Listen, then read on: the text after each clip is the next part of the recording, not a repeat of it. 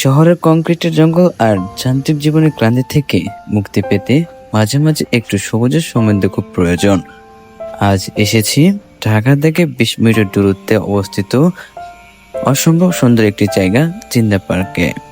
Gate দিয়ে ভিতরে বার আঁকতেই যেন একটি অন্য জগতে প্রবেশ করলাম। চারদিকে নিস্তব্ধতা আর সতেজ বাতাস মুহূর্তে মনে করিয়ে দেয় প্রকৃতি আমাদের কতটা আপন করে নিতে পারে। জিন্দা পার্কের সবচেয়ে আকর্ষণের দিক হলো এর প্রতিটি বাঁক। রাস্তাগুলো যেন এক একটা গল্পের মতো। দুই পাশে সারি সারি বিশাল সব গাছ, যা রোদে তীব্রটাকে আটকে দিয়ে এক স্নিগ্ধ ছায়া তৈরি করেছে। গাছের পাতা ভেদ করে আসা মৃদু আলোর ঝিলিক আর ঝিঝে পোকার ডাক সব মিলে এক অদ্ভুত ভালো লাগা কাজ করে। এখানে যারা একবার আসেন তারা নতুন করে প্রাণ ফিরে পাওয়ার অনুভূতি অনুভব করেন। পার্কের ভিতরে পায়ে হাঁটার পথগুলো অসাধারণ। বীজডালার পথের চেয়ে মাঠের কাছাকাছি এই রাস্তাগুলো যেন বেশি আপন মনে হয়।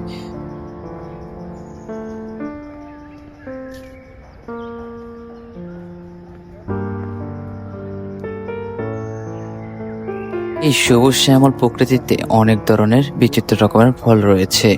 যেমন এই ফলটির নাম এই মুহূর্তে আমার মনে আসছে না, তবে এটা আঞ্চলিক ভাষায় বেতন ফল বলা হয়।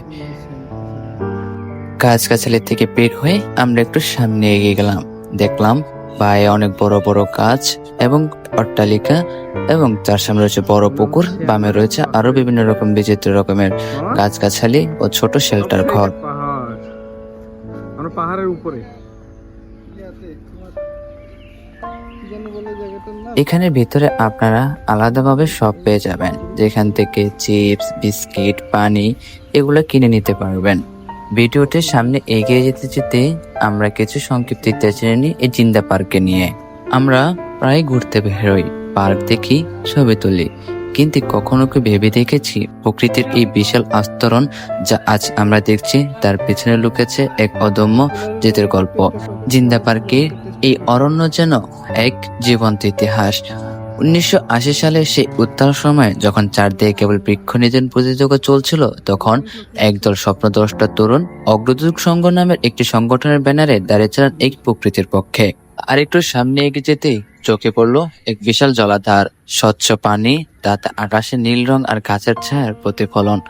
পানির উপর হালকা ঢেউয়ের খেলা আর নিথর প্রকৃতির এই মিতালি ক্যামেরায় ধরে রাখা দায়। এখানে দাঁড়িয়ে কিছু সময় কাটলে মনে হয় যেন এক জায়গায় থমকে দাঁড়িয়েছি। শহরের কৃত্রিমিত থেকে এখানে অনেক দূরে। এখানে প্রতিটি মুহূর্তে যেন এক কবিতা। এই জিন্দা পার্কটি এটি কোনো বড় ধনকুবেরের শখের প্রজেক্ট ছিল না, এটি ছিল জিন্দা গ্রামের মানুষের সম্মিলিত একটি উদ্যোগ। তখন এখানে ছিল শুধু অনুর্বর জমি, সেই মাটি কামড়ে পড়েছিলেন অগ্রদূত সংঘের সদস্যরা। তারা একে একে শুধু গাছ লাগানোর জায়গা ভাবেনি, তারা চেয়েছিলেন এমন একটি টেকসই ইকোসিস্টেম গড়ে তুলতে। প্রায় 10,000-এরও বেশি চারা রোপণ করেছিল তখন। শুরুর দিকে তারা এইটি করেছিলেন, তাদের অনেকে এখন বয়সের ভারে নেমে পড়েছেন, কিন্তু তাদের হাতে লাগানো গাছগুলো আজ আকাশ ছুঁয়েছে। জিন্দা পার্কের সব থেকে বিশেষ দিকটি হলো এর দর্শন। এটি কেবল বিনোদনের জন্য তৈরি হয়নি, এখানে গড়ে তোলা হয়েছে স্কুল, লাইব্রেরি এবং কমিউনিটি সেন্টার। তাদের লক্ষ্য ছিল মানুষ শুধু এখানে এসে ঘুরবে না, বরং প্রকৃতি থেকে শিক্ষা নেবে। পরিবেশ ও মানুষের সহাবস্থান কিভাবে সম্ভব, জিন্দা পার্ক তার এক চলন্ত উদাহরণ। তারা দেখিয়েছেন যদি পরিকল্পনা থাকে তবে যে কোনো পরিত্যক্ত ভূমিকে 100 একরের সবুজের স্বর্গে পরিণত করা সম্ভব। এখন এই পার্কে 250-টিরও বেশি প্রজাতির গাছ রয়েছে।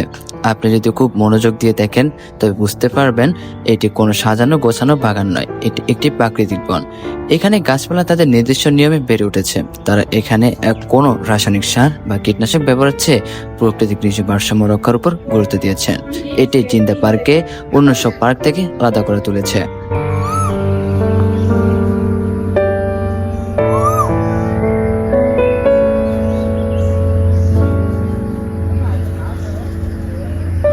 পরের বার যখন এই জিন্দা পার্কে আসবেন তখন এই কাজগুলো শুধু বিনোদনের দৃষ্টিতে তাকাবেন না, ভাববেন প্রতিটি গাছের পেছনে রয়েছে 40 বছরের পরিচর্যা, আছে স্থানীয় মানুষদের এক বিশাল ত্যাগের গল্প।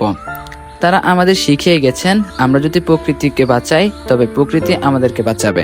জিন্দা পার্ক তাই শুধু একটি জায়গা নয়, বরং এটি একটি দর্শন, একটি অনুপ্রেরণা।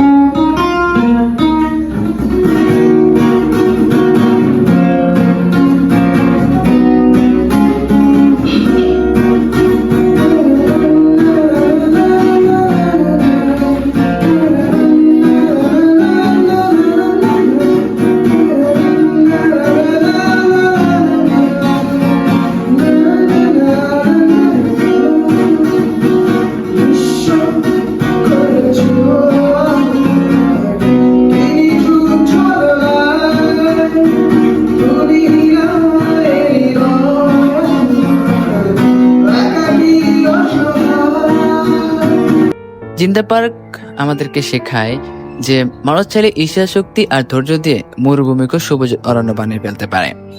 আপনারা যদি এখন এখানে না এসে থাকেন তবে একবার সময় করে ঘুরে আসুন। প্রকৃতির এমন রূপ দেখে আপনার মন ভালো হতে বাধ্য। সেই সময়কার স্থানীয় হয়তো বুঝতে পারেননি তারা কি করছেন। তারা নিজের পকেটে টাকা খরচ করে আর কারো কাছে হাত পেতে গড়ে তুলেছেন আজকের এই 100 একরের বিশাল অরণ্য, নামজার জিন্দা পার্ক। এটি 4 দশকের তিল তিল করে গড়ে তোলা হাজার মানুষের স্বপ্নের ফসল। ইতিহাস আর প্রকৃতির এই মেলবন্ধন আমাদের জীবন এক অনন্য অভিজ্ঞতা। আশা করি জিন্দা পার্কের এই পিছনের গল্পটি আপনাদের ভালো লেগেছে। আপনারা চাইলে স্থানীয় কমিউনিটির সাথে এমন কিছু করার উদ্যোগ নিতে পারেন। ভিডিওটি ভালো লাগলে লাইক দেবেন আর আমার সাথে প্রকৃতি ভ্রমণের এই জার্নিতে পাশে থাকার জন্য ধন্যবাদ। দেখা হবে অন্য কোনো ভিডিওতে। ততক্ষণ পর্যন্ত ভালো থাকবেন, সুস্থ থাকবেন। আল্লাহ হাফেজ।